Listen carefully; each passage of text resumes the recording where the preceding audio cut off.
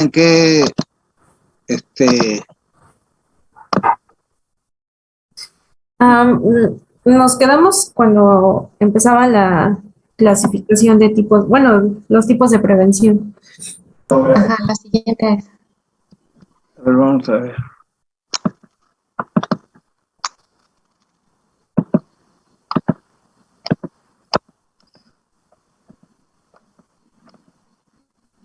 ¿Está? La siguiente, doctor, por favor. La siguiente. Sí, ahí. Ok.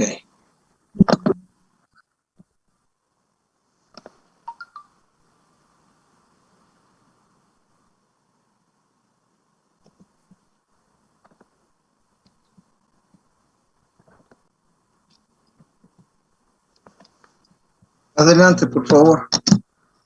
Sí. Buenas tardes, doctor y compañeros. Entonces vamos a continuar con nuestra presentación de incapacidad. Nos quedamos en la prevención primaria, que va a tener como objetivos específicos el prevenir la enfermedad, el deterioro físico y mental, prolongar el periodo de vida independiente, mantener y potenciar la calidad de vida. Y bueno, recordando que la prevención primaria van a ser todas aquellas actividades que se van a realizar antes de la aparición de la enfermedad o la patología y que sin importar la edad de nuestro adulto mayor, pues debemos iniciar con estas medidas preventivas si es que no las llevaba a cabo, ya que pues pueden cambiar su estilo de vida incluso más allá de los 75 años. Siguiente, por favor. Bueno, y en cuanto a prevención primaria, en primer lugar tenemos el ejercicio físico. Este va a reducir el riesgo de enfermedades cardiovasculares, osteoporosis, fractura de cadera, que es muy común en el adulto mayor, y el deterioro en la situación funcional. El ejercicio físico debe ser regular y apropiado en el anciano, pero se reporta que a cualquier edad pueden empezar con esta actividad física si es que no la llevaban a cabo. Leyendo, pues hay estudios que revelan o que reportan que incluso en ancianos frágiles, institucionalizados, eh, esta práctica del ejercicio físico genera un aumento del 113% en la ganancia de fuerza. Y bueno, para empezar con estas indicaciones acerca del ejercicio físico en el paciente, hay que buscar los patrones de actividad física que lleva o no lleva a cabo, la actividad en los últimos 3 meses que ha tenido el paciente, el grado de interés que él tiene y cuáles son los tipos de actividad física que podría y le gustaría iniciar, las preferencias sociales sobre estos tipos de actividad física. Y bueno, aquí hay unos de los folletos que se le pueden proporcionar al paciente y explicarle pues que en cualquier momento puede iniciar este ejercicio físico y que va a mejorar muchos aspectos de su salud y de su vida y que va a disminuir el riesgo de enfermedades cardiovasculares, osteoporosis, diabetes mellitus 2 y algunos tipos de cáncer. Siguiente, por favor. Bueno, y en prevención primaria también entran estas recomendaciones. En primer lugar, tenemos el cuidado en cuanto a la conducción de automóviles, ya que se reporta que las lesiones por accidente van a ser o van a estar más presentes a mayor edad de nuestro paciente. Aunque el riesgo de accidentes automovilísticos disminuye en gran medida conforme aumenta la edad, los riesgos de lesiones y discapacidades a largo plazo aumentan considerablemente en los adultos mayores. Bueno, y las prevenciones van a ser las mismas. El uso del cinturón de seguridad, evitar alcohol al conducir, etc. En segundo lugar, tenemos al tabaco. Hay que explicarle a nuestro paciente que el dejarlo va a disminuir el riesgo de la mortalidad en gran número de enfermedades. Se recomienda el cribado para detectar problemas de consumo excesivo de alcohol para todos los adultos a través del interrogatorio detallado. Entonces, en cuanto al tabaquismo, debemos encontrar la presencia de o sea, hay que detectar, como ya sabemos, el riesgo tabáquico, cuántos cigarrillos fuma al día, y una vez reportado esto, debemos llevar un asesoramiento para el abandono del tabaquismo de forma continuada. Sí, ahora sí, el alcoholismo. Entonces, también tenemos que explicarle que en cuanto al alcoholismo, este va a estar asociado a accidentes de tráfico, a el empeoramiento o aumenta el riesgo de presentar hipertensión arterial, arritmias, enfermedades gastrointestinales y hepáticas, deterioro cognitivo, etcétera. Y bueno, como ya había mencionado, se recomienda el cribado para la detección de estos problemas de consumo de alcohol a través de un interrogatorio o cuestionarios estandarizados para detectar este. En los pacientes que se detecte el abuso de alcohol u otras sustancias, se debe remitir para un adecuado consejo y tratamiento. Como sabemos, es algo difícil de remitir, ya sea el tabaquismo o el alcoholismo, sobre todo porque pues a esta edad ya llevan muchos años con esta adicción. Por lo tanto, debe llevar un tratamiento y un control a largo plazo para evitar las recaídas o para tratar de fomentar que el paciente siga sin consumir tabaco o alcohol. Bueno, y el otro es la dieta. Ya se mencionó en la presentación de los compañeros anteriores, pues que esto debe cuidarse muy bien en los adultos mayores, ya que conlleva a un gran número de patologías o empeoramiento del estado del paciente. Entonces, una nutrición adecuada va a ser igual a un envejecimiento saludable. La mejor manera, bueno, si nuestro paciente presenta ya sea sobrepeso u obesidad, que como el doctor ya había mencionado, es menos común en el adulto mayor, nosotros debemos explicarle que para perder este exceso de peso va a tener que llevar una dieta regular y que la pérdida debe ser lenta, gradual y progresiva, ya que la pérdida rápida con las dietas rigurosas o mal recetadas o que incluso el paciente quiere llevar a cabo para bajar rápido de peso, van a llevar a un fracaso y a una descompensación orgánica en general.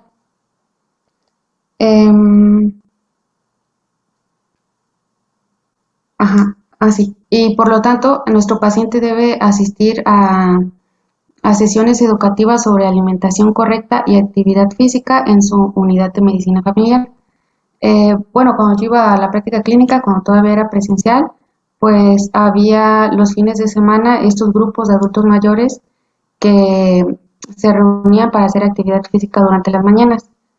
Entonces, si nuestro paciente tiene la posibilidad y también la disposición para asistir a estos grupos de ayuda de tanto de actividad física como llevar a cabo un nuevo estilo de vida saludable, pues debería hacerlo, ya que esto los va a ayudar a continuar con este proceso y ya sea tanto bajar de peso como mantener su peso y pues el fomentar esta vida saludable que lo va a llevar a largo plazo a una mejora de su salud y a una mejor prevención de patologías que causen o no discapacidad. Siguiente, por favor. Bien, otro punto importante en la prevención primaria es la vacunación. Aquí presento el esquema de vacunación del adulto mayor. Entonces, este esquema va a constar de 3 vacunas, que son la vacuna neumocócica polisacárida, la vacuna toxoide tetánico difterico y la vacuna de influenza estacional. Entonces, en la primera, que es la vacuna neumocócica polisacárida, esta se debe aplicar a partir de los 65 años de edad en los adultos sanos que no se han vacunado. Y la revacunación va a ser cada 5 años. Bueno, la revacunación va a ser 5 años por única vez. La vacuna también se puede aplicar desde los 60 años, siempre y cuando sea indicada en personas con factores de riesgo. En la segunda vacuna tenemos la toxoide tetánico difterico. Esta debe aplicarse en los pacientes que, en primer lugar, sea un adulto mayor sano y que ya hayan pasado 10 años desde la última dosis de refuerzo que se le haya aplicado.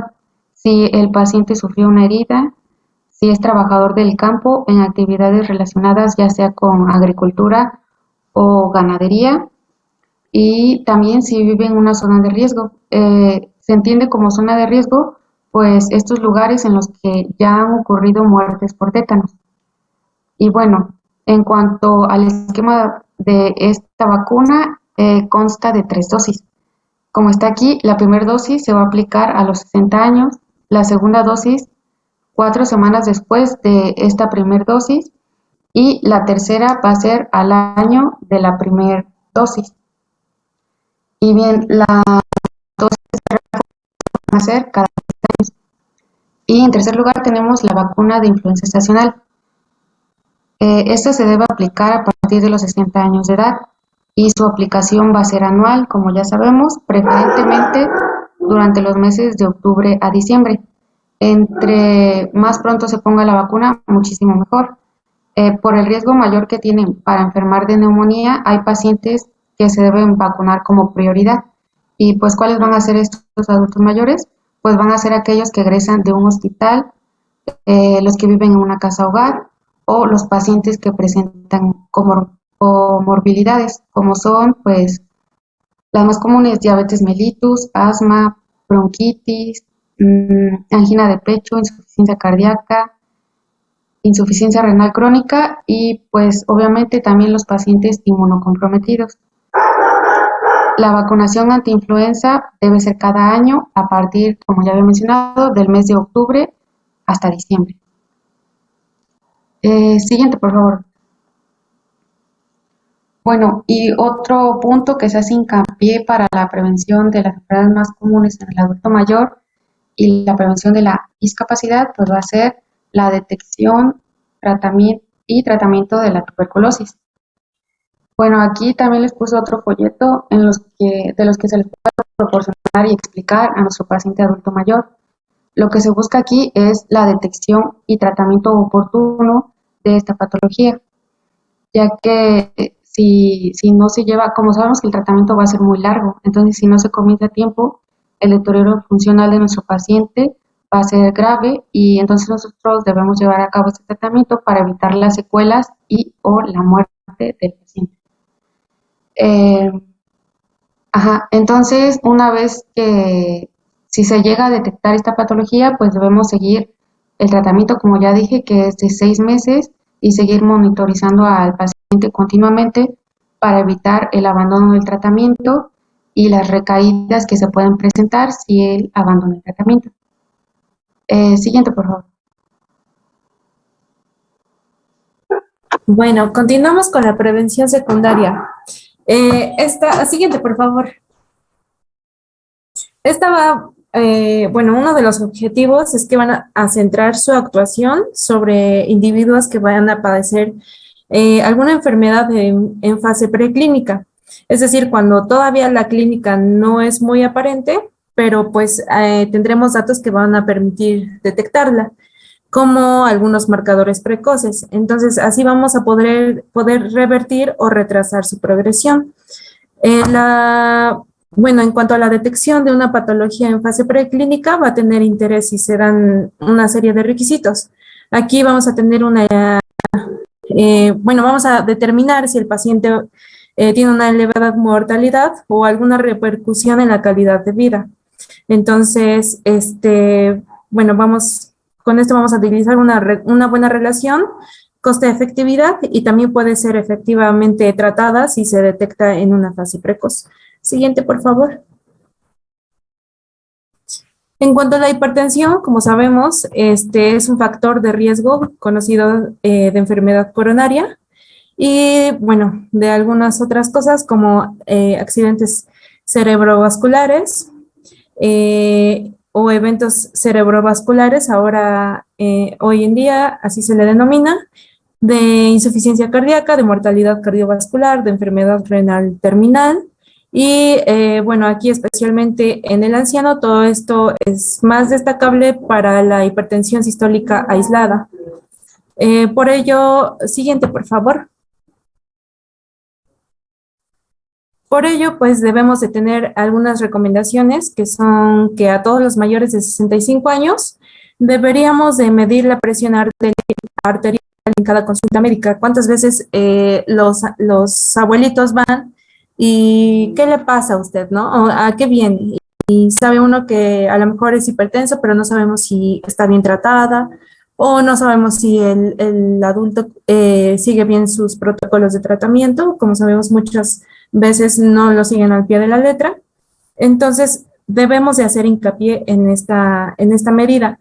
Entonces, el diagnóstico debemos basarlo en dos determinaciones, al menos de considerar mayor variabilidad de las cifras de presión arterial respecto al adulto, así como, pues, considerar la posibilidad de una pseudohipertensión, ¿no? Que son las cifras falsamente elevadas de la rigidez arterial.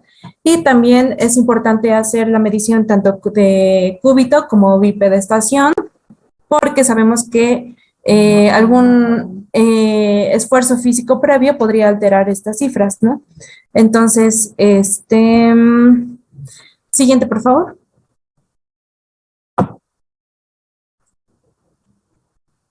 Bueno, igual otro aspecto muy importante sobre el que hay que tener en cuenta es la hipercolesterolemia, que, bueno, la hiperlipidemia y sobre todo la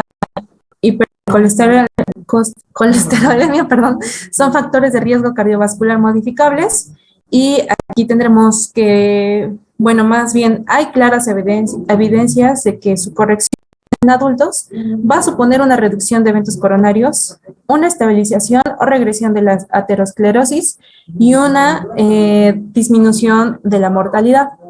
Entonces, la aplicabilidad de estas recomendaciones a los ancianos, en especial a los de edades más avanzadas, pues va a ser una controversia porque muchos incluyen screening de adultos asintomáticos mayores de 35 años y en mujeres mayores de 45. De hecho, no habrá un límite de edad para realizar un screening, aunque obviamente si son normales previamente, es poco probable que conforme avance la edad de estos pacientes, pues incrementen, ¿no? O que padezcan alguna enfermedad coronaria. Entonces, pues se recomienda esta estrategia de valoración individual y para individualizar el tratamiento de aquellos pacientes de 65 a 75 años. Siguiente, por favor. Bueno, como les decía, que no hay límite de edad para iniciar este screening, pero pues sí hay que especificar previamente si son normales. Y lo que les decía, que pues no tienden a incrementar por encima de los 65 años. Siguiente. Bueno, en cuanto a la fibrilación auricular, la fibrilación auricular no valvular, primero que es una arritmia muy frecuente en el anciano y va a aumentar con la edad. Y cada año el 4% de los pacientes que tienen una fibrilación auricular tienen un accidente cerebrovascular.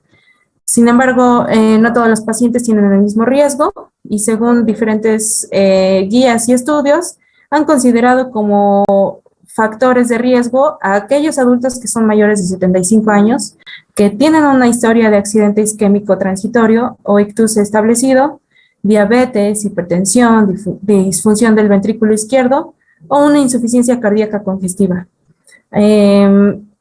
Los pacientes con fibrilación auricular y alguno de estos factores van a tener un riesgo entre el 5 al 15% de padecer ictus.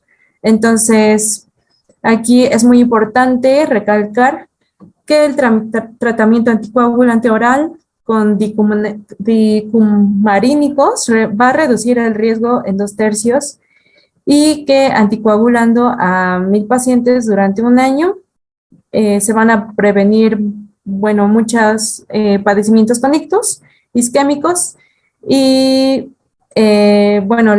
aquí dependerá de la intensidad de la anticoagulación que se recomienda en la fibrilación no valvular. Y la siguiente, por favor.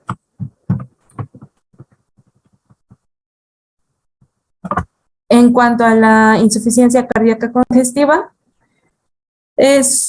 Bueno, este se va a producir cuando el músculo del corazón no bombea sangre tan bien como debería hacerlo. Entonces, es una patología especialmente prevalente entre los ancianos, alcanzando al 10% de los que tienen más de 80 años. Y, bueno, también va a generar mucha incapacidad en el adulto mayor, ¿no? A medida que avanza la enfermedad. Entonces, el manejo de la enfermedad para evitar que progrese de manera arriesgada o mortal, además de tener en cuenta el control de los factores de riesgo, se va a basar en tratamientos que pueden modificar la historia natural de la enfermedad, como los inhibidores de la enzima de conversión de la angiotensina, los betabloqueantes y la aspirinolactona. Entonces, estos pues han demostrado que no solamente los pacientes van a presentar una disminución de la mortalidad, sino también van a presentar una mejoría de la clase funcional, o sea, evitar lo más posible la incapacidad y pues la tasa de reingresos hospitalarios. La siguiente, por favor. En cuanto a la patología cerebrovascular, bueno, la prevención secundaria va a ir dirigida a aquellos pacientes que ya han padecido un EBC agudo, ¿no? Además de actuar sobre los factores de riesgo vascular, como habíamos mencionado anteriormente, que son hipertensión, diabetes, hiperlipidemias, será muy fundamental establecer la terapia antitrombótica más adecuada. Es decir, que la terapia antiagregante en la prevención secundaria ha sido demostrada por multitud de ensayos. Es decir, o sea, tenemos clara evidencia de que esto puede prevenirlo. Entonces, la dosis recomendada para fase aguda será de 150 a 325 miligramos y para mantenimiento de 75 a 150 miligramos. Entonces, aquí el ácido acetilsalicílico es el antiagregante más empleado, como sabemos, y aparte es a libre venta. Obviamente no vamos a decirle al paciente que se automedique, ¿no? Pero pues sí tener en cuenta esto. Hay casos de contraindicación cuando pues no, cuando los pacientes tengan más riesgo de padecer hemorragias mayores o cuando no puede aportar nada en los ictus no cardioembólicos. Siguiente, por favor. Bueno, la patología osteoarticular constituye una de las principales causas de discapacidad y como habíamos comentado previamente, las personas con discapacidad tienen alguna deficiencia que afecta a los huesos o articulaciones, ¿no? Entonces, aquí las artrosis especialmente van a tener prevalencia en los ancianos y esta patología estará asociada con síntomas como dolor, deterioro funcional y confinamiento domiciliario. O sea, los adultos dejan de tener su vida normal, de tener movilidad y eso, bueno, hay que, como medidas preventivas, hay que educar al paciente, hay que decirle que haga ejercicio físico o también que ocupen órtesis, ¿no? Para el alivio del dolor, pues nada más con analgesia, inicialmente paracetamol, y en una segunda línea con los antiinflamatorios no esteroideos. Entonces, la cirugía de reemplazo articular será indicada cuando se ha demostrado alguna mejora significativa de la incapacidad. Siguiente, por favor. En cuanto a la patología sensorial, la patología auditiva y visual, bueno, tendrá un origen frecuente de incapacidad en el anciano y la hipoacusia puede darse del 30 al 40% de los ancianos, de los mayores de 65 años y más o menos entre la mitad y 2/3 de los mayores de 80 años. Solamente el 10 al 20% podría beneficiarse de algún dispositivo para mejorar su audición. Entonces, la causa más frecuente de hipoacusia es la previacusia, ¿no? Que es una pérdida de audición, sobre todo de frecuencias altas, de origen neurosensorial y habitualmente es bilateral.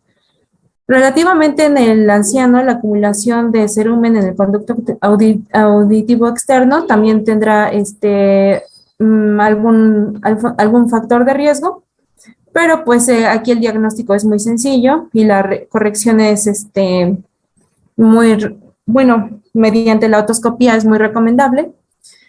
Y bueno, igual aquí tendremos recomendaciones de screening con el test de Snellen. Y bueno, aquí vamos a iniciar con un... siguiente, por favor. No, ahí está bien, perdón. Bueno, y en cuanto a la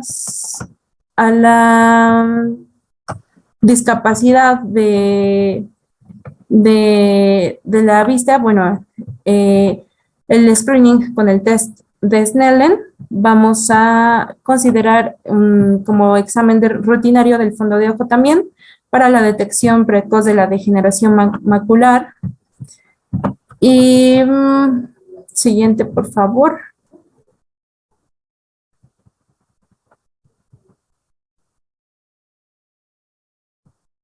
Bueno, la depresión pues es muy común en el adulto mayor. Aquí va a representar un factor de riesgo para la aparición de la incapacidad porque pues han sido, pues muchos adultos no tienen una detección oportuna de la depresión, ¿no?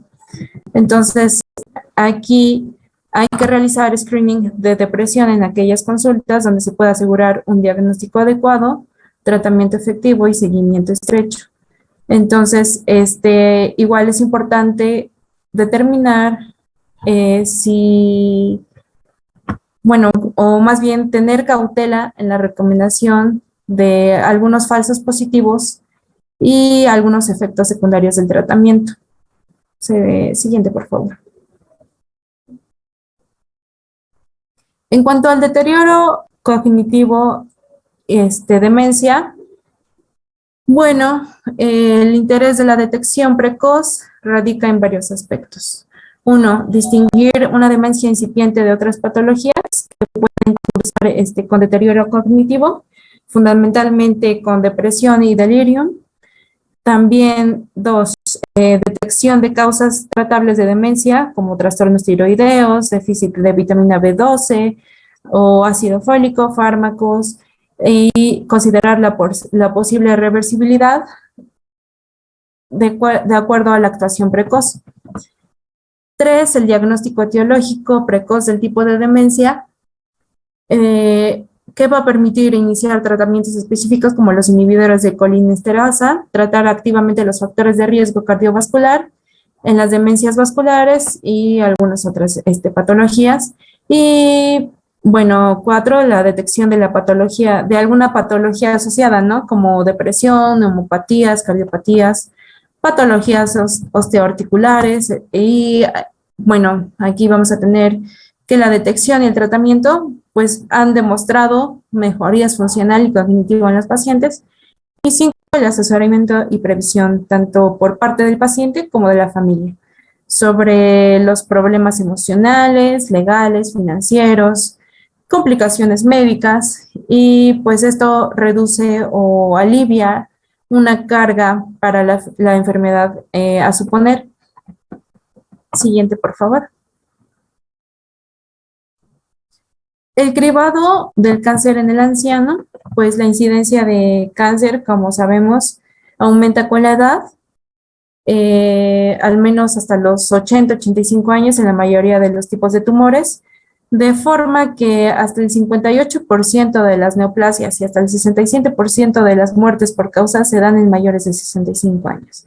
Entonces, los métodos de cribado y su aplicación en los ancianos es un tema de discusión, porque si bien la expectativa vital es menor y hay dificultades en la realización de algunas pruebas en ancianos frágiles, la mayor incidencia lo compensaría. Entonces, En cualquier caso de decisión debe ser individualizada siempre en función de la expectativa de vida, de la situación general de salud, de preferencias del paciente tras una adecuada información, de todo lo que conlleve una prevención del cáncer, ¿no? Entonces, tenemos que el cáncer de mama pues ocupa un 45% de los casos de cáncer y bueno, hasta los 65 años pues ocupará ese lugar y la incidencia crece hasta al menos a los 80 años. Entonces es importante que pues las pacientes o las mujeres tengan esta educación de palparse las mamas, de revisarse siempre,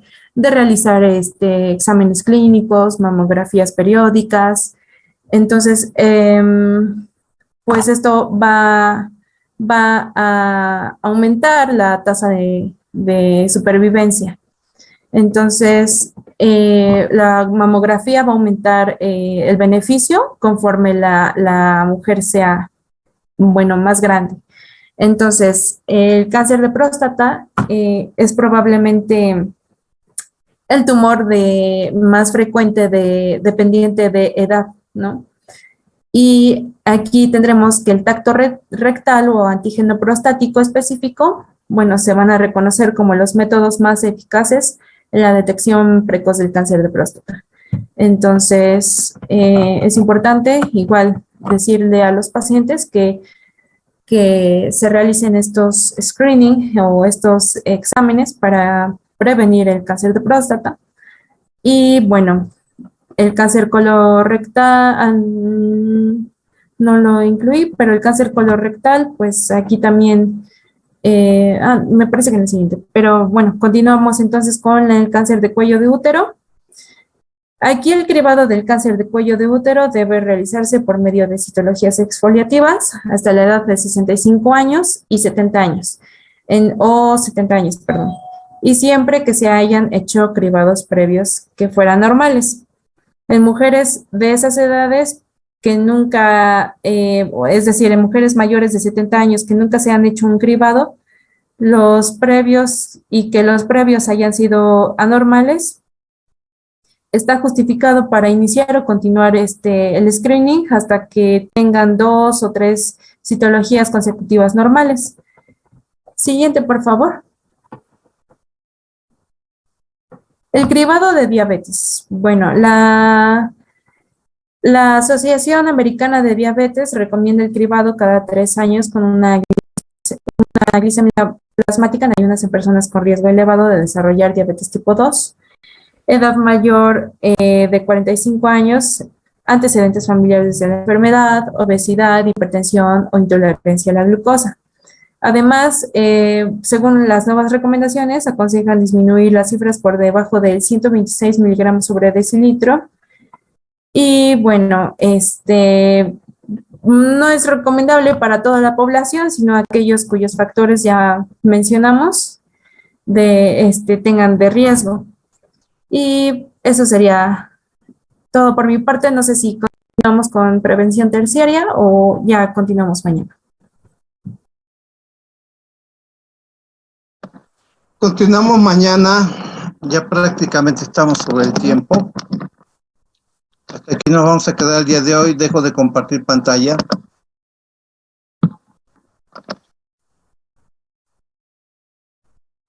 Y bueno, pues con esto damos por finalizada nuestra clase del día de hoy.